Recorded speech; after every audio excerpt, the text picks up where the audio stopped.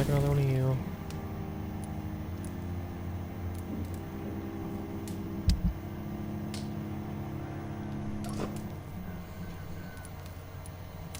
See this? Can it be upgraded? No, it can't, so what's the point then?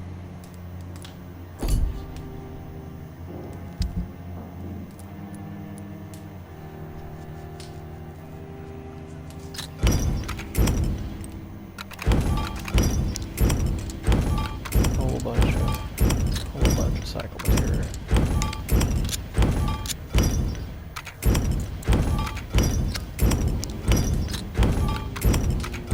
Kind of wish there was a recycle all button.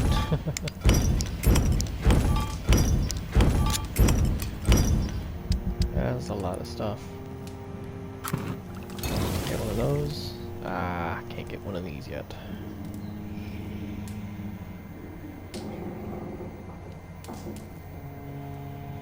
Still can't make that.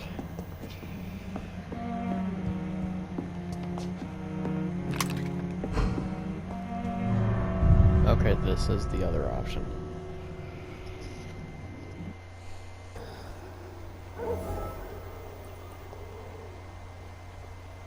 I am 44 meters away.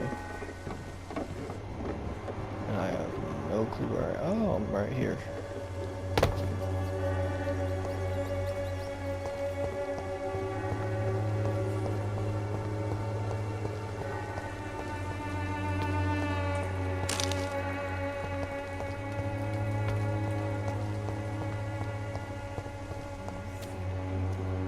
Bottle of tonic.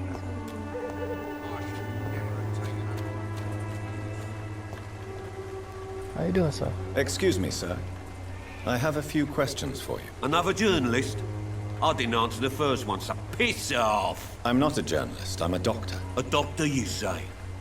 It's quite a rare breed in this part of town. Really? But still, here I am. Dr. Jonathan Reed, at your service. I'm Joe Peterson to some, but Colossus Joe to most. And I don't remember asking for your service, sir.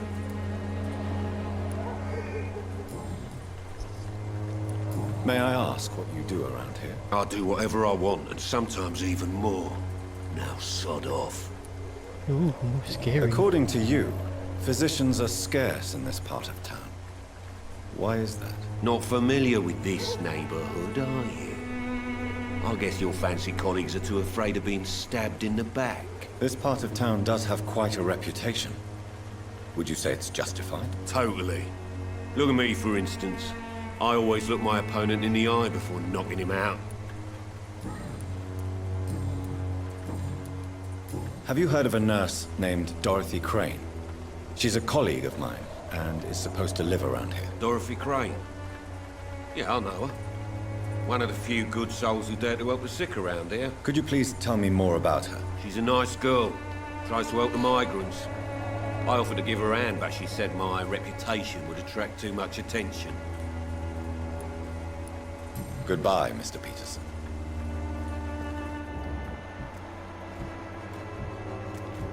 The fuck?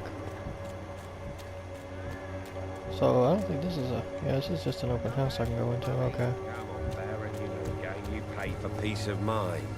Can't you just... Welcome, sir. Please, take a browse of my wares. I am Dr. Reed. I would like to ask you a few questions, if you don't mind. Doctor? Interesting. I'm Barrett Lewis. Usually I don't have time to waste with talk, but at this hour of the night I can hardly refuse.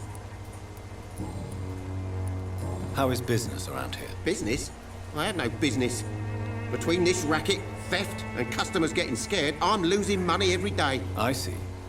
Sounds like you blame someone in particular for your situation. It's no secret Joe Peterson spends his time harassing merchants. But with me, he's trying to put me out of business once and for all. As a merchant, you see Whitechapel every day.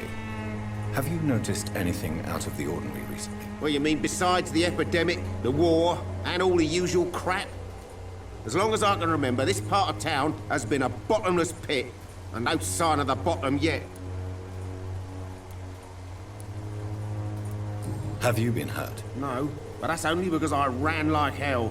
Those men were raving lunatics, I tell you. Not even able to speak anymore, just screaming.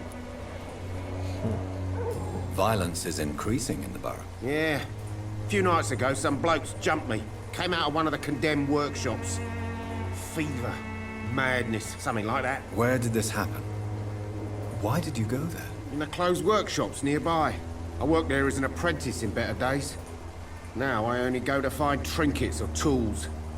Too bad I was mugged, though. There was good money in that little box of loot I lost. Huh. Interesting.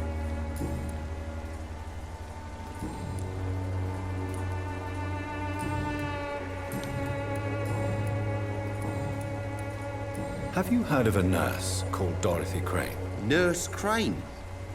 So the bitch really is a nurse, then? Always thought she was just some crafty foreigner, that one. So she's trying to help her fellow immigrants. Why would that make her a villain? Dorothy Crane ain't even a real name.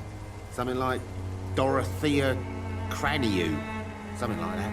Came to England fleeing the war, I was told. That doesn't explain why she irritates you so much. Your precious Nurse Crane gives away medical supplies and prescriptions for free. I offered to sell it for a fair cut, but no. Miss Crane wanted to play the quiet saint. Okay. Right then. So we just gotta fucking Show me grudge. what you have.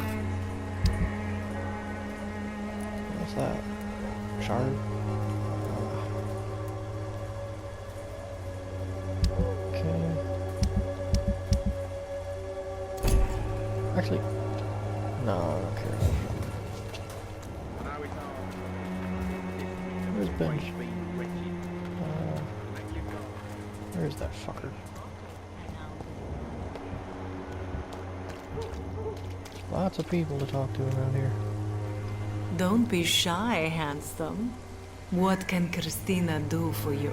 I'm not looking for what you're selling. But I'd like to ask you a few questions, if I may. I'm a doctor.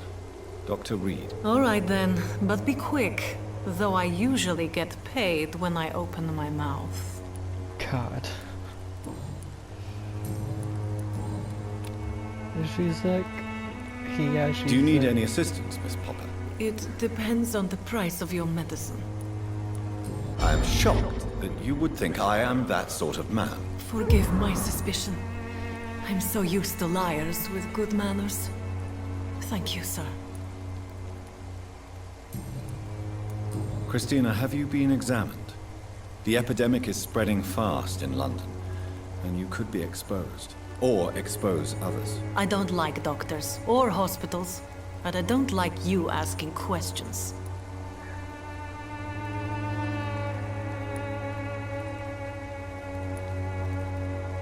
Considering your line of work, I assure you it is only a matter of time before you have health issues. If it is going to happen, it will happen. Right now, I need money. That's what's important. You can put your own life in danger, that's your decision. But what about your clients? If you're contaminated, you will put them in danger too.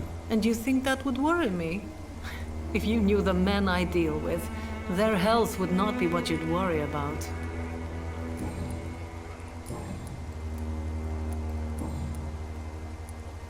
Tell me about yourself. Are you joking with me?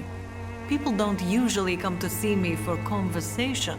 I have no interest in your work. I am, however, curious as to what led you into this career. Short story. The war, exile, and England. This country is not especially welcoming. I've been refused many jobs because of where I am from. I had few options left.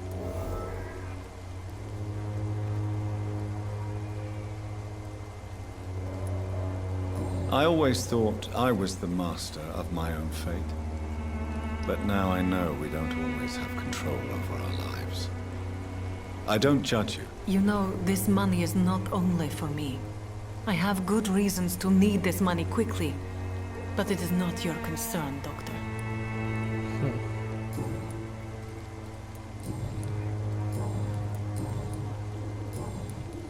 Do you know Nurse Dorothy Crane from the Pembroke Hospital? Anything you can tell me about her would be helpful. I don't know her, but I know her name is Dorothea Crasionescu. She came from Romania like me and many others. You seem to respect her. Dorothea helps the sick people of Whitechapel. Everyone should respect that. Goodbye, miss. Take care of yourself as best you can.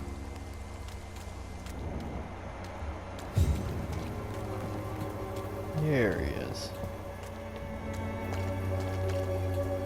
Excuse me, sir. Are you familiar with this part of town?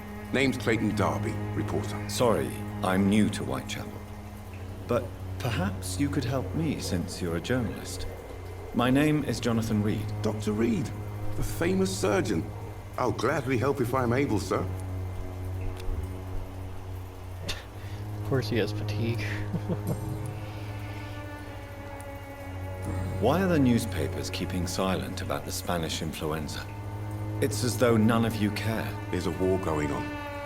People shouldn't be demoralized by news of deadly diseases. I served in France. Our top priority must be to put an end to this butchery. This war must stop now. Sir, streets are a battlefield too. An invisible and untold war is going on, and it must be stopped. Have you any idea of the danger you face in these streets at night? I've had to run and hide more than once from frenzied mobs incensed by the fever.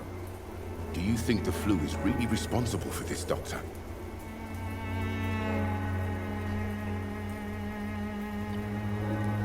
I'm convinced there is more at work here than a simple epidemic. Really? To be honest, I could say the same. Some of the sick I saw or heard of. My God, what happened to them? What is a journalist doing in this borough after sunset? He goes where none of his colleagues would dare to go, to inform the country. So you risk your life to reveal the truth. I saw many reporters do the same during the war. Whitechapel is the crucible of so many untold stories and tragedies. I want people to know them. That's quite honorable of you. But is the public interested? Not at all, sir. And that's why I'm an independent journalist, hoping to sell some stories.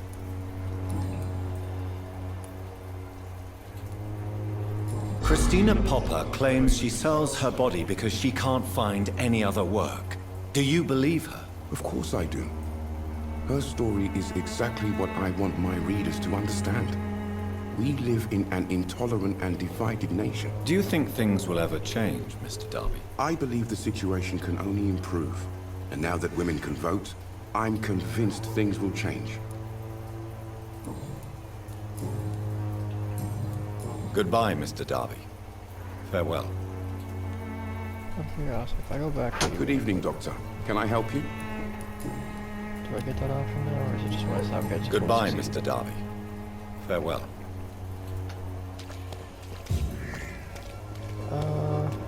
Anybody else?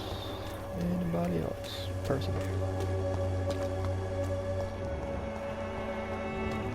Please. Hello. Forgive my interruption. Do not apologize, my son. Father Tobias Whitaker is always happy to teach mortals about the incoming Armageddon. Oh, God. I am Dr. Jonathan Reed, and I just have a few questions. A scientist? You are much more lost than I thought, my son.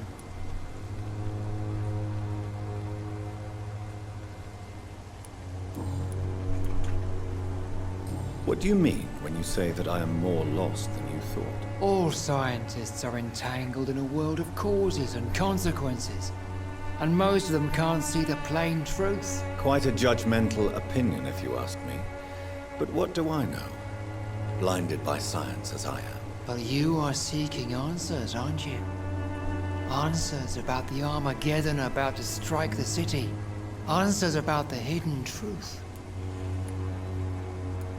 Well, I suppose I can spare a few minutes listening to your so-called truth. As a doctor, you must be aware of the decimating epidemic. But let me tell you that this so-called Spanish flu is just the beginning of the end. What do you mean? The beast is finally revealing itself, corrupting the flesh and the heart of men. With my own eyes I have seen them, those minions from the abyss. Really? And what would be your answer to this biblical threat? We must fight the disease before this legion outnumbers us. But not with scalpels and microscopes. No. What is left then? Cleansing fire.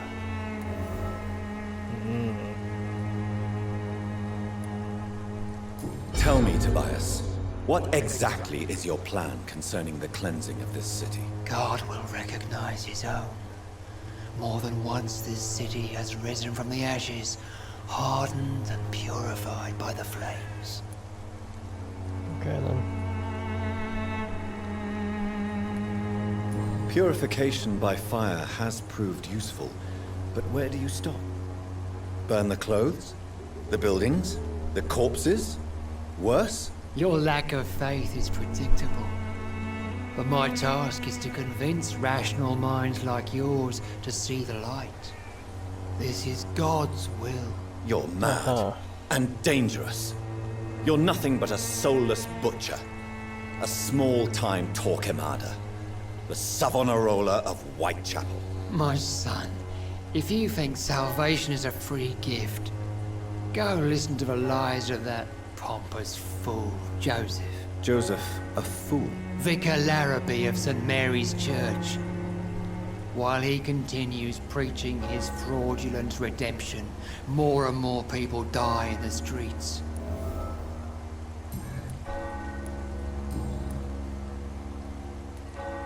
Have you any friends? Any family left in these terrible times? No. But I have a disciple I see as my son. He is so devoted. I sent him to preach the good word in the heart of this corrupted city. Where did you send him? I sent Samuel to the Stonebridge Cemetery, where the pestilence and evil grows night after night. This motherfucker. This dumb motherfucker. You sent him on some preaching crusade during the epidemic. As a true believer, Samuel will fear no evil while he walks through the valley of the shadow of death. You stupid motherfucker. Do you know Nurse Dorothy Crane from the Pembroke Hospital? I'd like to know more about her. I don't like the liberal ideas of nurses, but I especially abhor that Nurse Crane you mentioned. So, you're not exactly a fan of Florence Nightingale's work. But nurses are essential for modern healthcare. Nuns should be the only women allowed to take care of male patients. It's obvious only they have the necessary moral fiber.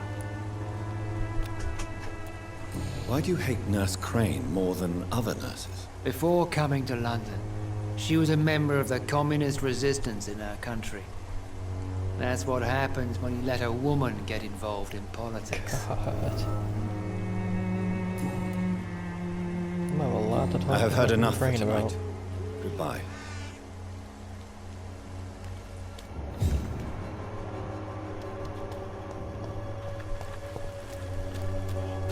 Ow.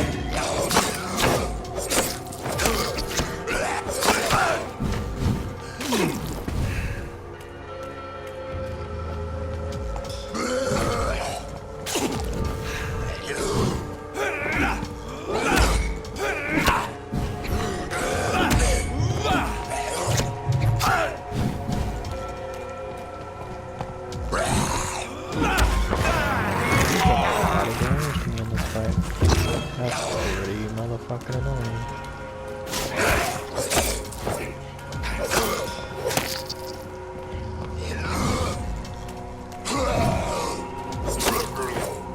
There we go.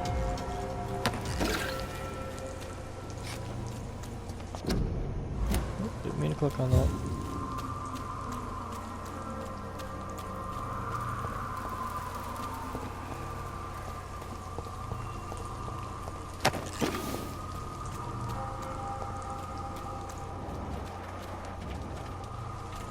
I guess I gotta look up in this game too. See if there's anywhere to like... Is this where he sent him? Yeah. Oh, Camellia, the silent flower of Whitechapel, an angel... Good evening, sir. I'm Dr. Reed. I would like to ask you a few questions. Please be my guest. Although I may not be the best informant regarding this part of town, my words speak about that which the eyes cannot see. Really? Are you an artist of some kind? I'm a poet, sir. Richard Nethercott, at your service. Tell me, Mr. Nethercott, why seek inspiration in Whitechapel? The place is not beautiful per se, but how to explain it? Stirring and challenging. Okay.